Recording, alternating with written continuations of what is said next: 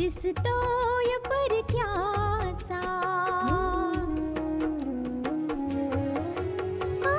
फुलाच चेहरासा दिसतोय परक्याचा नसे सुटणार नाजूक गुंता दोष न चरख्याचा फुले मी म्हटले जे होते पाहुणे ते तरी आळवीत जाणे मी जीवन गाणे हे रेखा ही भाग्याची रेखा ही भाग्याची रेखा ही भाग्याची रेखा ही भाग्याची. आतापर्यंत आपण पाहिलं समीर मारवाचा मोबाईल अनलॉक करून पल्लवी त्यातून समीरच्या साथीदारांची माहिती मिळवण्याचा प्रयत्न करू लागते. इन्स्पेक्टर नानानं सांगतात की समीर हे केवळ एक प्यादा आहे, त्याला या टोळीतील लोकांविषयी फारसं ठाऊक नाही. गुलशनला दाखवलं जातं जो मुळात या टोळीचा प्रमुख आहे. तो त्याचे साथीदार रीटा आणि मंगलच्या सोबत त्या खोलीत जातो जिथे चंदाच्या बरोबर काही आणखी मुलींना कैद करून ठेवलेला आहे. पल्लवी समीरचा मोबाईल चेक करते आहे. आता पुढे काहीही होऊ देत जुगनू काका, मी हार मानायला नाही शिकले. जुगनू काका, मी हार नाही मानणार आहे. चंदाला आम्ही घरी जरूर घेऊन येणार.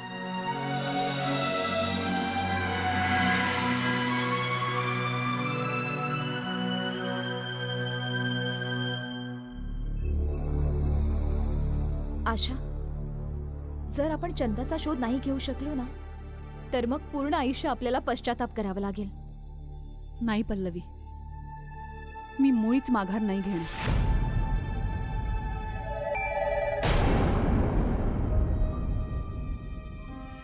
आशा, एक मेसेज आलाय.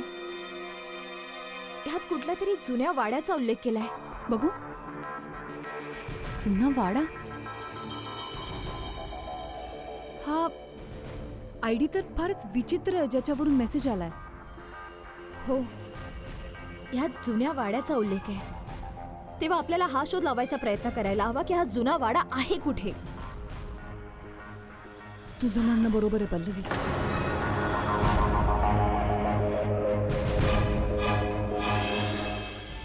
बाबा, रंजनाताईंचा फोन आला होता. त्या पल्लवीची चौकशी करत होत्या आणि हेही विचारत होत्या की जर आपण दोघं इथे आहोत तर पल्लवीचं इथे काय काम आहे.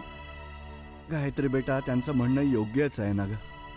हे बघ, आधी आशाची काळजी घ्यायला पल्लवीला इथे घेऊन आलो होतो आणि जेव्हा तू आणि मी इथे आहोत आशाची काळजी घेण्यासाठी, तेव्हा पल्लवीला परत बोलवायची गोष्ट तर त्या करणारच ना ग. बाबा, मी तर त्यांना काही उत्तरच नाही देऊ शकत.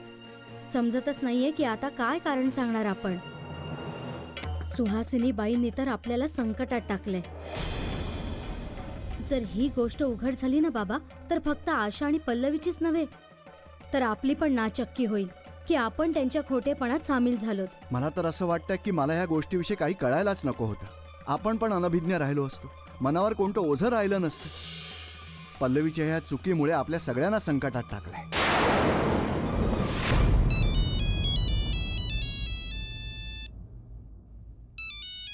सुहासिनीचा फोन. हॅलो. नमस्ते बाबा. आता मी काय सांगू तुम्हाला, माझ्या तर काही लक्षातच येत नाही. तुम्ही अजूनही माझ्यावर नाराज आहात. आता या नाराजीने काय फरक पडणार आहे. जे प्रॉब्लेम्स आहेत त्यांना तोंड द्यावंच लागणार ना. मन प्रत्येक वेळी गोष्टीचा विचार केला की घाबरतं की जर ही गोष्ट उघड झाली तर काय होईल. मी आपली अपराधी आहे बाबा. माझी नव्हे, पल्लवीच्या अपराधी आहात तुम्ही. आणि अजाणतेपणे मीही तुमचा साथीदार झालो. इथे मी ही गोष्ट लपवण्यासाठी राहतोय. आणि तुम्हाला ठाऊक आहे, आज रंजनाताईंचा फोन आला होता आणि त्या पल्लवीला परत बोलावतायत. आता तुम्हीच सांगा काय उत्तर द्यायचं आम्ही त्यांना. आता मी काय बोलू बाबा? माझ्यापाशी तर काही बोलायला शब्दच नाहीयेत. जर ही गोष्ट रंजनाताई किंवा अभिजितला कळली ना, तर त्यांच्यापाशी बोलण्यासाठी खूप शब्द असतील आणि त्यांचा प्रत्येक शब्द आमच्या काळजात बाणासारखा रुतेल. माझ्यासाठी पण आणि माझ्या कुटुंबासाठी पण. तुम्ही तर कशाच्याच लायक नाही ठेवलं आम्हाला.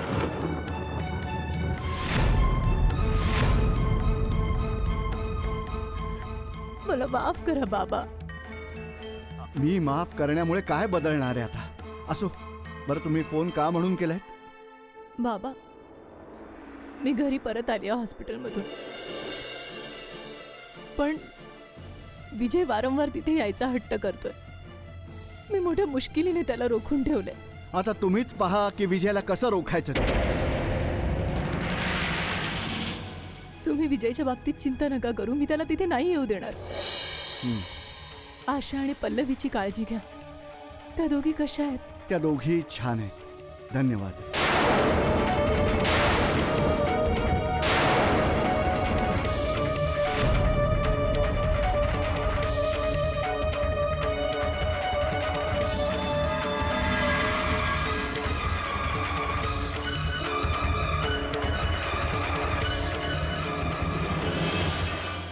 आशा, आपल्याला लवकरात लवकर ह्या कोडचं कोड सोडवायला हवं. आता जेवण गरम करायचं का? जुगनू काका, मोठी मम्मी आणि नानू कुठे आहेत? त्या तर म्हणजे मोठी आई मालकानं बोलवायला गेले. तर मग ठीक आहे, त्या दोघांना येऊ दे, मग आम्ही एकत्रच जेऊ. ठीक आहे ना? ठीक आहे, चला.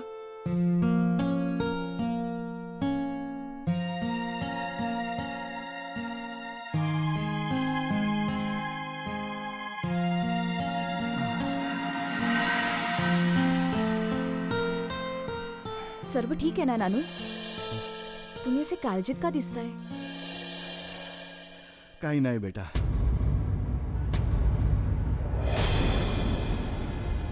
नानू, तो जो मोबाईल आपल्याला मिळाला होता त्यात काही कोड वर्ड्स मिळाले. त्या कोडचा अर्थ तर कळेलच आपल्याला, पण तुम्हाला माहितीये त्यात एक मेसेजही मिळालाय. त्या मेसेजमध्ये जुन्या वाड्यात भेटायला बोलवलंय. कोणाला? त्याला, समीरला.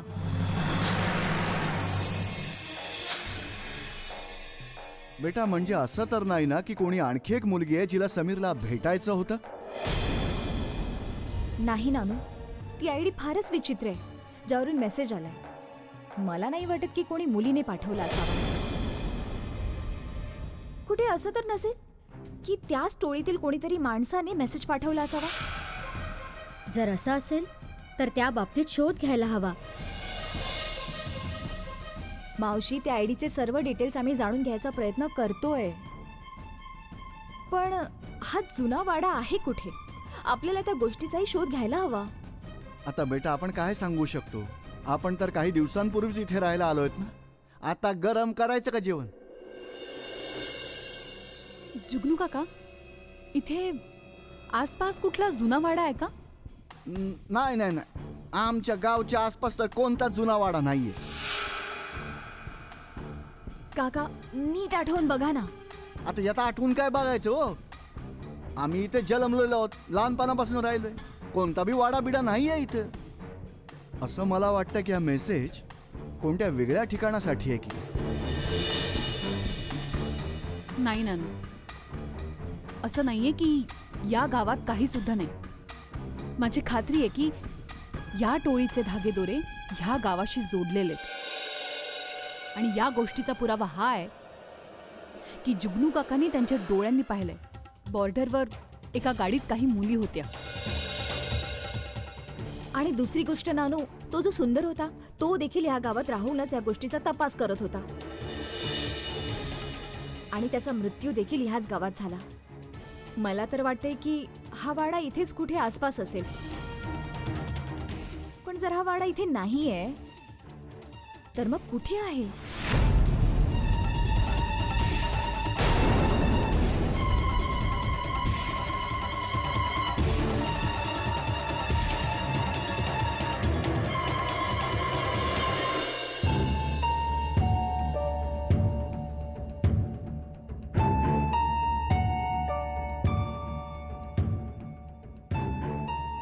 खरंच की आपण सर्वांना आपल्या चुकीची आधीच कल्पना आली असती तर आज आपण इतक्या लाचार नसतो झालो. काय आज आपली मदत करू शकणारा कोणीच नाहीये.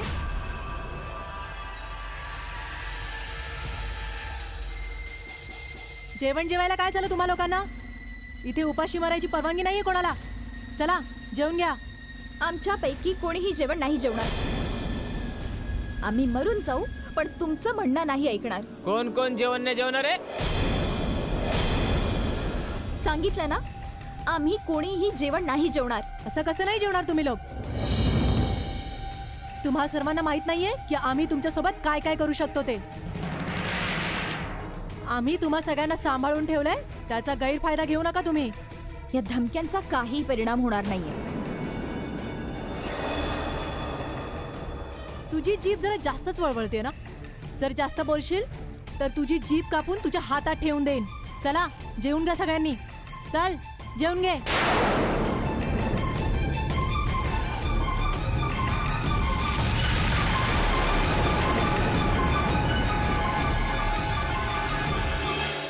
काय त्या समीरच्या अटके मागे त्या मुलींचा हात आहे? ठीक आहे बॉस, मी लक्षात ठेवेन. तुम्ही बस मला सांगा, त्यांचे काही फोटो पाठवा. Yes sir.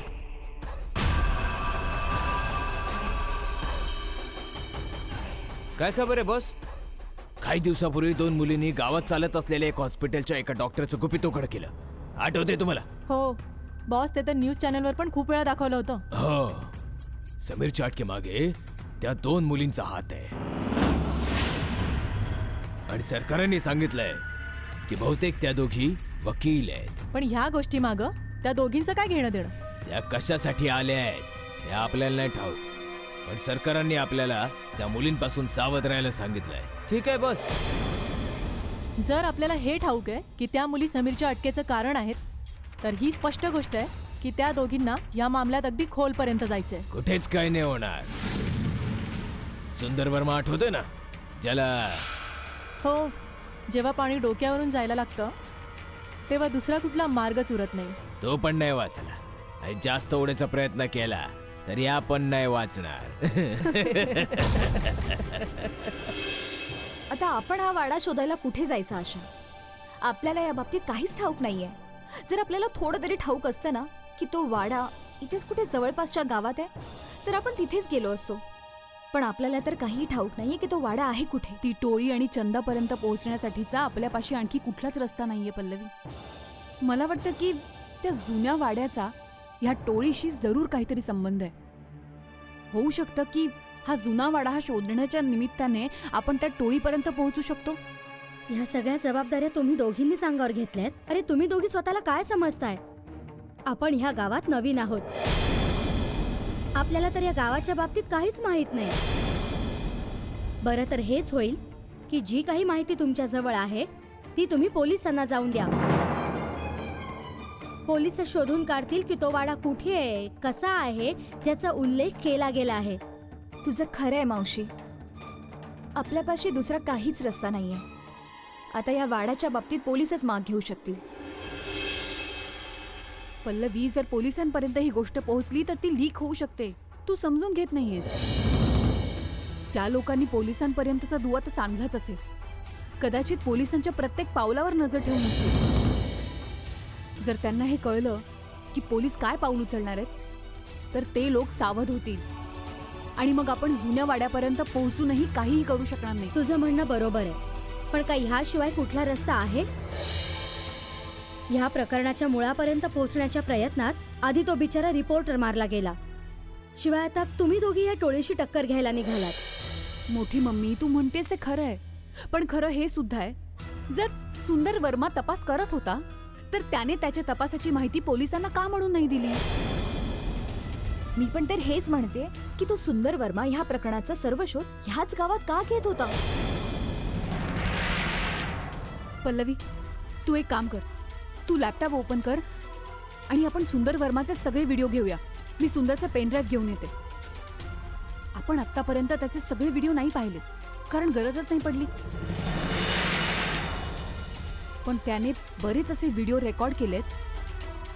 कदाचित आपल्याला काही क्लू मिळून जाईल. हो ठीक आहे, तुम्ही दोघी व्हिडिओ बघा, मी निघते. मला बाबांच्या सोबत भाईजींच्या घरी जायचंय. बाबांनी मला सोबत यायला सांगितलंय. ठीक आहे मोठी मम्मी, ठीक आहे मावशी. जाऊन ये. मी सुंदरचं पेनड्राईव्ह घेऊन येते, थांब.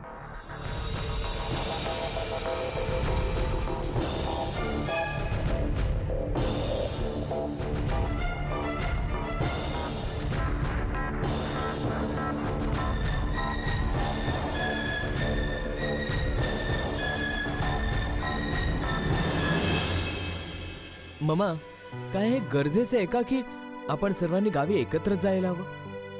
तुला वाटतंय का की तुझं नानूंना असं सांगणं ठीक असेल की आम्ही जेव्हा कधी गावी येऊ एकत्रच येऊ? नाही बेटा, हे मुळीच चांगलं नाही दिसणार. पप्पा, मला वाटतं की आपण सगळे जर एकत्र तिथे गेलो तर त्यांच्यावर ओझं होईल ते. म्हणूनच माझं असं म्हणणं तर हे आहे की आपल्यापैकी कोणी ना कोणी एक एक करून तिथे येत जात राहायला हवं, ज्याने लोकांना पण हे बोलण्याची संधी नाही मिळणार की आपण आशाला तिथे सोडून विसरूनच गेलो. आहे भाग्याची. खरं तर बेटा, आशा जर तिथे एकटी असती तर मग गोष्ट वेगळी होती. पण तिच्यापाशी तिथं बाबा आहेत, आशाची मोठी आई आहे आणि शिवाय पल्लवी पण आहे ना.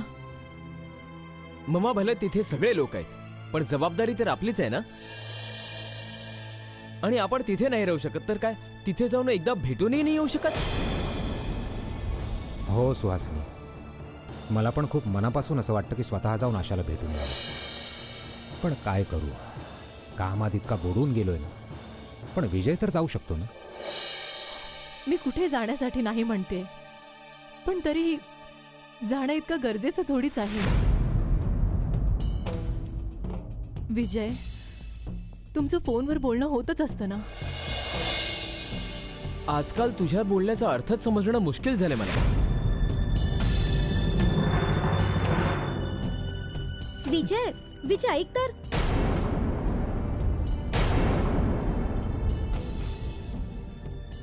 पाहिलंस मम्मा, विजय नाराज झाला. विजय ही गोष्ट का नाही समजून घेत? जर आशा आपल्या माहेरी राहत असती तर मग विजय सुद्धा तिथेच जाऊन राहिला असता का?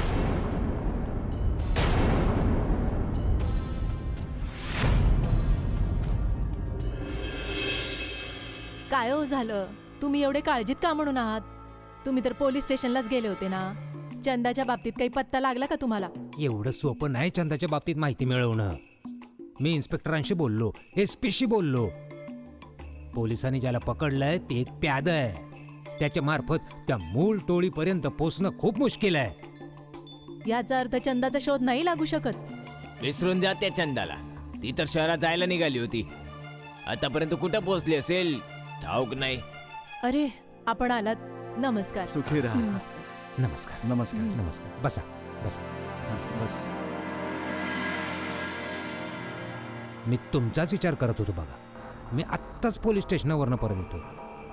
भाईजी, पोलिसांच्या हाती एक प्यादा आलाय आणि तरी सुद्धा ते त्याच्याकडून काही वदवून नाही घेऊ शकले. होय, मी पण SP साहेबांशी बोललो. पण पोलिसांनी ज्याला पकडलंय ना, तो या टोळीविषयी फार काही जाणत नाही बघा.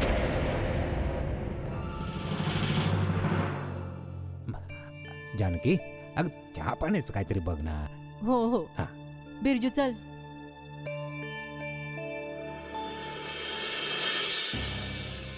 पण भाईजी, त्याच्याकडून हे तर कळू शकतं की चंदाला पळवल्यानंतर त्याने चंदाला कुणाच्या स्वाधीन केलंय.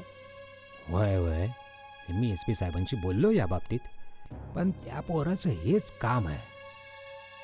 तो पोरीनं फोनवर फुलवतो, फसवतो, दिशाभूल करतो आणि मग आपल्याबरोबर घेऊन जातो आणि मग रस्त्यात त्या टोळीच्या एखाद्या माणसाच्या हवाली करून टाकतो. तुम्ही ठीकच बोलताय की टोळीवाल्यांनी पण स्वतःला वाचवायचे रस्ते आधीपासूनच शोधून ठेवले असणार. होय, पण तुम्ही आशाला सांगा का निराश होऊ नकोस. तिची मेहनत वाया नाही जाणार. SP साहेबांनी माझ्याशी वायदा केलाय का थोड्याच दिवसात ह्या टोळीचा छाडा लावला जाईल. मी तर हा विचार करत होतो भाईजी की त्याने तोंड न उघडल्यामुळेच अजूनपर्यंत पोलिसांना ठोस पुरावे मिळालेले नाहीत. होऊ शकतं कोर्टात हजर केल्यावर त्याला जामीन मिळून जाईल. मुळीच नाही, जामीन तर त्याला कधीच नाही मिळू शकणार. हां, हे होऊ शकतं का पोलिसांना रिमांड नाही मिळणार आणि न्यायालय त्याला जेलमध्ये पाठवेल. आशा या बाबतीत काय विचार करते? ज्या प्रकारे ती समीर मारवापर्यंत पोचली होती, काही आणखी रस्ता शोधला की काय टोळीचा शोध लावण्यासाठी? आमच्या सगळ्या आशा समीर मारवावर होत्या. वाटलं होतं की कदाचित त्याच्या जबानीनंतर चंदाचा पत्ता लागेल. पण भाईजी आता आशा पण धुसर होत चालली आहेत पहा.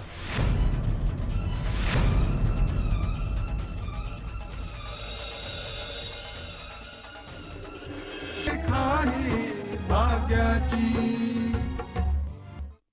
पल्लवी, मी नानूंना समजवलंय की आपण काय करतोय, का करतोय ह्या बाबतीत कोणालाही काहीही कळतं कामा नये. तू ठीकच केलंस आशा की नानूंना या बाबतीत सर्व काही समजवलंस. समीर मारवाच्या अटकेपश्चात ती लोक आपल्याला शोधायचा प्रयत्न करतील, आपल्या बाबतीत माहिती काढायचा प्रयत्न करतील. हो पल्लवी, फक्त आता ह्या वाड्याबद्दल आपल्याला कळायला हवं की तो नेमका आहे कुठे, जिथे समीर मारवाला भेटायला बोलवलंय. ही टोळी तर पूर्ण देशभर फैलावलेली. होऊ शकतं की ही जागा कुठे दुसरीकडेच असेल, किंवा अशा असं पण असू शकतं की समीर जिथे राहतोय ना तिथेच कुठे हा अड्डा असावा. आणि हे बघा आशा, हे सगळे व्हिडिओ सुंदर वर्माने शूट केले होते. मला तर वाटतंय आपल्याला यातून काही ना काही गोष्टीचा पत्ता नक्कीच मिळेल.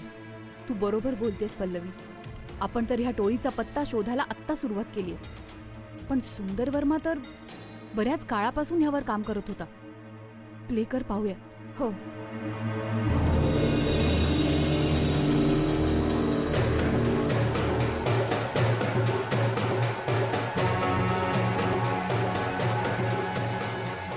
हे सर्व सुंदर वर्माने का म्हणून शूट केलंय? आय मीन, मला तर असं वाटतंय की त्याला काही शूट करायची सवय होती. नाही पल्लवी, जर सुंदरने हे सगळं शूट केलंय तर मग त्यात काहीतरी अर्थ जरूर असणार. होऊ शकतं त्या वाड्यापर्यंत जाण्याचा रस्ता शूट केला असावा. पुढे दाखव.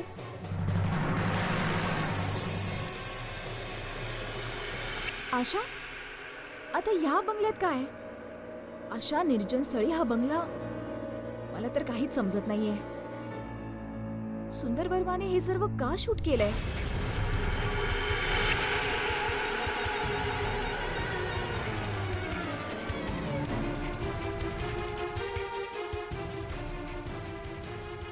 पल्लवी, हे काय?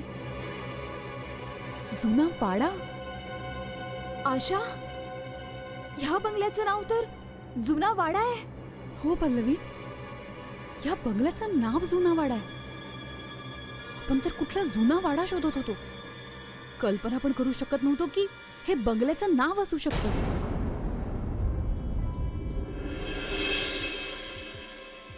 ओ माय गॉड, म्हणजे ह्या बंगल्याशी कोणता ना कोणता धागा नक्कीच जोडला असावा. आशा, आपल्याला लवकरात लवकर या गोष्टीची माहिती मिळवायला हवी. आपल्याला नाही पल्लवी, मला. तुला ह्या अवस्थेत धावपळ करायची मुळीच गरज नाहीये. हो हो, तुला ह्या गोष्टीची माहिती मिळवावी लागेल. पण तू ह्या गोष्टीची माहिती कशी मिळवणार? पल्लवी, अगं असं तर नसेल ना की हे रस्ते सुंदर वर्माने त्या वाड्यापर्यंत पोहोचण्यासाठी शूट केले असतील? हो आशा, होऊ शकतं. आता आपल्याला लवकरात लवकर हे शोधायला हवं की हा बंगला आहे कुठे. हो, नानूंना येऊ देत, त्यांच्याशी बोलू आपण. मग ठरवूया की या वाड्याचा आपण कसा शोध घ्यायचा ते. पुढे प्ले कर. जुगनू काका, याचं फक्त नाव जुना वाडा आहे. खरं तर तो एक चांगला छानसा बंगला आहे. पण तुम्हा दोघींना हे सगळं कसं काय कळलं? नानू, आमची ही अडचण सुंदरने दूर केली. तुला या गोष्टीचं भान ठेवावं लागेल, कारण ह्या गावातील लोक तुला देखील ओळखू लागली आहेत. अहो पण तो तर दुसऱ्या गावचा रस्ता आहे नाही का? धोका तर आहे आणि भीती पण आहे लोकांची. जुगनू काका, मी पण ओळखली जाऊ शकते आणि तुम्ही सुद्धा.